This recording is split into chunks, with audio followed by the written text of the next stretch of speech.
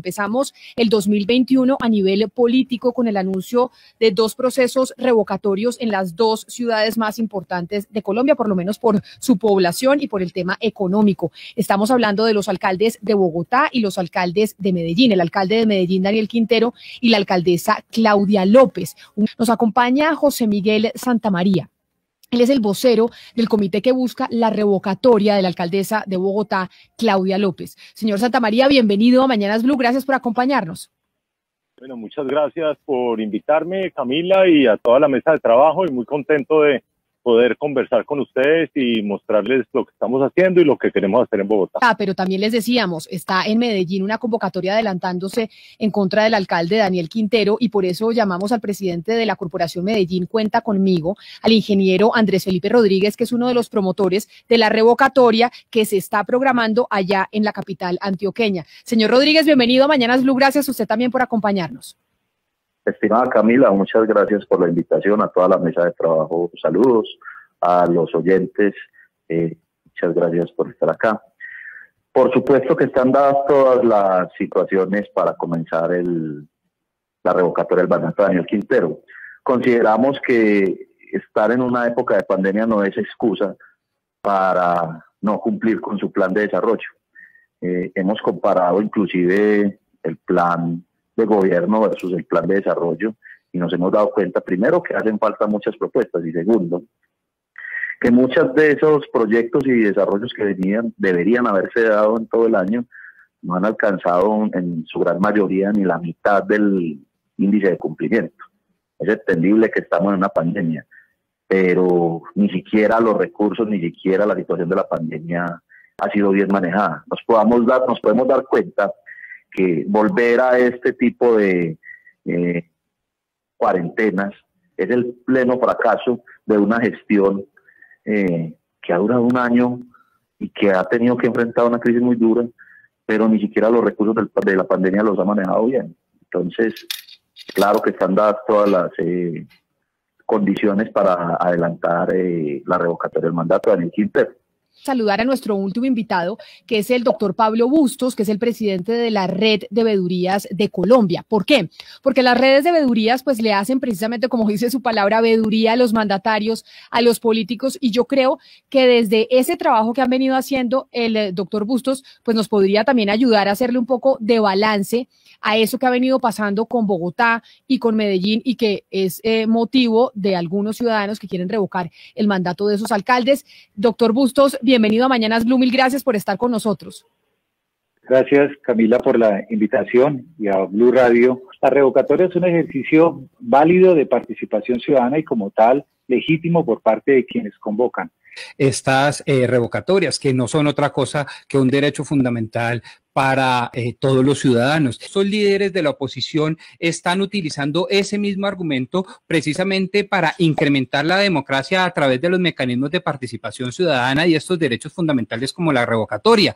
Me parece supremamente llamativo para los estudiosos de la política y del quehacer político lo que está sucediendo precisamente por eso. Cogieron los argumentos y, una vez cogiendo los argumentos de los gobernantes, pues los utilizan a su favor. Astuto. Es que una cosa es defender el mecanismo de participación ciudadana, y una cosa es defender el derecho fundamental, y otra cosa es entender también los argumentos de los líderes, que no son solo de ellos. Lo que me llama la atención, y los felicito de antemano, es eso, que utilizaron los argumentos de los alcaldes para decir, ya que ustedes están promoviendo marchas ciudadanas, ya que ustedes abrieron la política, hablamos en todo su espectro, Camila, y me parece muy llamativo eso. Yo le quisiera preguntar al señor Andrés Felipe Rodríguez sobre lo que él nos decía al principio de esta entrevista. Usted hablaba de mal manejo de los recursos de la pandemia por parte de Daniel Quintero. ¿Cuánto dinero, según ustedes, ha desperdiciado Daniel Quintero de la pandemia? Medellín Equima es una plataforma que se creó supuestamente para controlar las personas que vivimos dentro de la ciudad. Obtuvieron datos de 3.5 millones de personas, y en muchas de esas preguntas que nos hicieron, porque incluyéndome a mí, por mi actividad me tocó inscribirme para poder salir a operar, y toda mi gente, preguntaron cosas que no estaban permitidas por las leyes de habeas data. Y este es el momento, que no se sabe todavía qué pasa con esos datos, quién tiene acceso a esos datos, dónde están consignados esos datos. Eso es muy delicado. Aparte de todo, se hacen las preguntas constantemente. ¿Quién sabe qué ha sucedido con esos datos? Se mandan derechos de petición, no solo por ciudadanos, sino por las mismas veedurías, y el señor Pablo Bustos creo que está en la clínica de la 80, que era una clínica de Saludcop. Saludcop es una entidad en liquidación. La ciudad de Medellín supuestamente la obtuvo en comodato. Le invirtieron casi 28.000 millones de pesos. Se suponía que ahí íbamos a poder suplir la necesidad de camas UCI para esta crisis en la que estamos en este momento, en donde hace más de 3 meses se inauguraron 1.000 camas UCI, lo que no es cierto. Las 1.000 camas UCI es una mentira, porque es que no es solamente tener el aparato, sino también tenerla instalada y tener el personal idóneo para controlar esa cama UCI.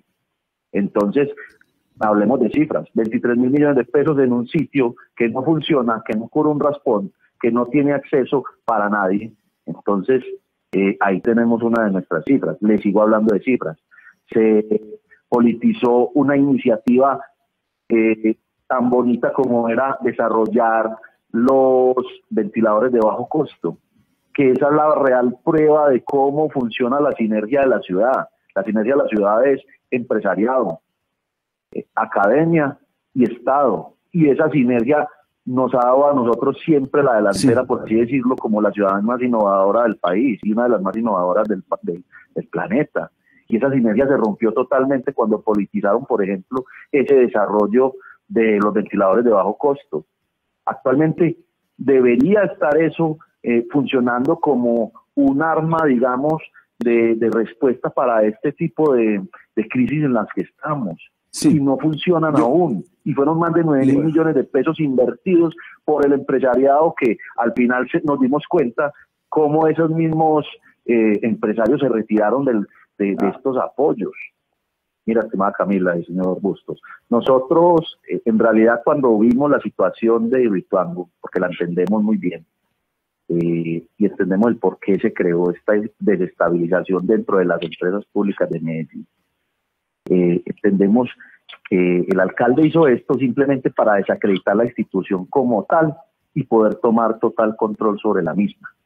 Y eso lo vimos cuando la misma junta directiva se desbarató a raíz de unas decisiones que tomó el alcalde sin tenerlos en cuenta. Entonces, el tema de Hidroituango. En el tema de Hidroituango vemos que hubo una crisis que le tocó al alcalde anterior. Desde mi punto de vista la supo sortear muy bien, que también desde mi punto de vista no es culpable porque venía un problema anteriormente, pero fueron unas decisiones que se tomaron dentro de la misma. Y es tal que los mismos seguros ya estaban pagando por ese problema que hubo. ¿Qué necesidad había de demandar a unos contratistas? Que ni siquiera fue una demanda, sino que fue una concertación de posiciones. Si ni siquiera eso nos iba a beneficiar. Y es que esto lo tiene que tener muy claro la ciudadanía. Ese proceso de supuesta demanda va a durar más de 10 años. Y la plata que supuestamente está pidiendo el alcalde hoy ya la estaba pagando el seguro, porque el proyecto de Hidroituango tenía un seguro que era a prueba de todo, para en contra de cualquier error. Entonces, ¿por qué este tipo de iniciativas, doctor Bustos, no llegan a feliz término? ¿Qué hace que la figura de la revocatoria, que es una figura democrática, que es una figura legítima, que hace parte de nuestra Constitución Nacional, que este tipo de iniciativas, a pesar de las buenas intenciones que tengan, muchas de ellas alejadas de motivaciones políticas o politiqueras, no llegan a feliz término? ¿Qué es lo que ocurre? Que hay un obstáculo por parte de la clase política para que los mecanismos de participación prosperen. Pero por otro lado, muchos de los dirigentes que aparecen, o un número significativo, o en no pocos casos, para decirlo más estrictamente, los comités de promotores no terminan sino instrumentando los intereses de los adversarios políticos. Y aquí también cogieron ese como caballito de batalla, y es que a nosotros nos están apoyando políticos que se devolvió la segunda vuelta, y eso no es verdad.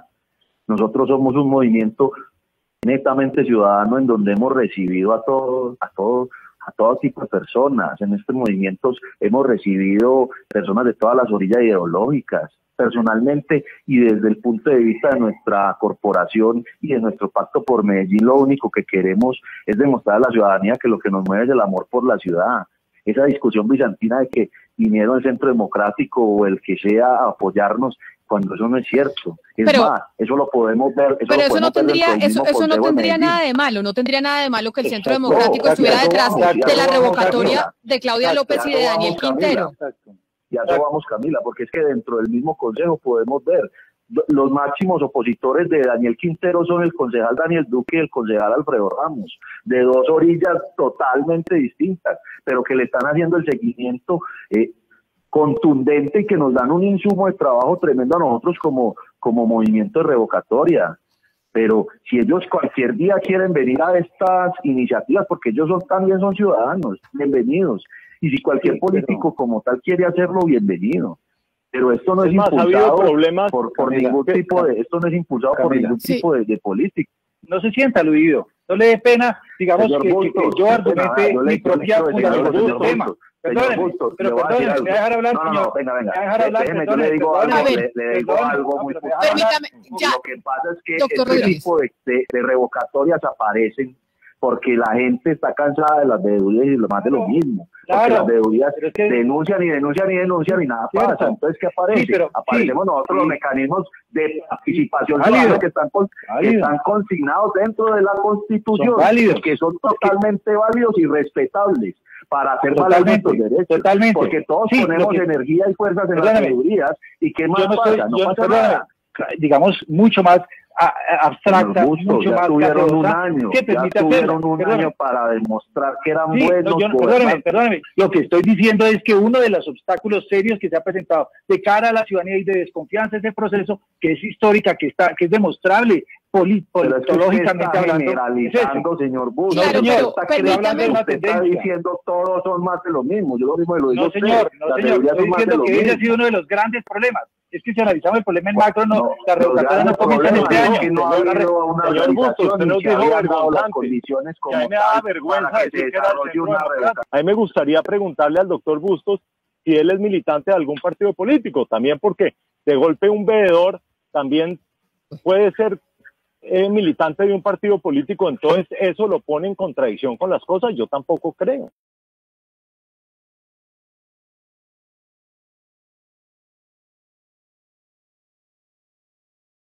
Hagan el control político sano que corresponde y hagan las audiencias públicas que corresponden para que la gente sepa si eso en realidad merita un cambio de administración, si eso en realidad amerita entrar en un proceso y si las condiciones así lo son, porque entonces crecería la democracia. ¿Qué es lo que me parece valioso de este ejercicio? Perdóneme, el ejercicio del control derechos de petición, hemos presentado derechos de petición pidiendo información nosotros, todas las veedurías de la ciudad, el consejo y otros más han pedido, hemos hecho muchos derechos de petición pidiendo información y acceder a esa información es casi que imposible, porque se volvió un tema casi que imposible acceder a la información en esta alcaldía. ¿Qué ocultan? Si también lo están haciendo, entonces ¿por qué no muestran la información transparentemente? Tienen que ir los mismos concejales a investigar toda la información de los presupuestos. Señor Rodríguez, y mirar, y se dan cuenta que hay proyectos pagados en un 100% con un 0% de ejecución. Entonces, señor Rodríguez, a ver, la veeduría, permíteme, por favor, señor Rodríguez. De Medellín, hay una veeduría que ha hecho su tarea muy bien, y eso se lo tengo que reconocer. Yo sí quiero dejarles muy claro, aquí en Medellín jamás en la historia de esta ciudad se había iniciado un proceso de revocatoria contra un alcalde. Yo digo que ser mal alcalde de Medellín es porque uno es muy malo haciendo lo que hace. Y no queremos ser tampoco el barro de la moral y decir que somos los que sabemos cómo se gobierna una ciudad. Nunca se habían dado todas las condiciones para que se adelantara un proceso de revocatoria dentro de Medellín. Puede que hayan habido otros procesos en todo el país. En realidad han habido 113 en 30 años de historia, en más de 1000 municipios que hay en el país. Entonces no han sido tantos los procesos de revocatoria. El que fue más exitoso fue el Boyacá, que se cumplió, y el segundo fue el de Petro, que lo interrumpió, que lo entorpeció con todas las leguleyadas que se le ocurrieron. Pero acá en Medellín vamos a hacer lo imposible para que el proceso de revocatoria tenga todos sus frutos y llegue a buen término. Porque así como lo anunció estos días, que Medellín no le pertenece a los ciudadanos de Medellín, sino a él, porque eso hace un dictadorcillo. Decir que es que, Medellín me pertenece a mí y a todo mi séquito de seguidores. nosotros nos vamos a encargar, el Pacto por Medellín se va a encargar de recuperar la ciudad para los medellinenses y las personas que viven aquí, que en realidad quieren a Medellín como tal, porque eso es lo que nos mueve, eso es lo que nos tiene motivados a sacar esto adelante. Pues, así que, Camila, yo le garantizo que esto lo vamos a llevar a buen término.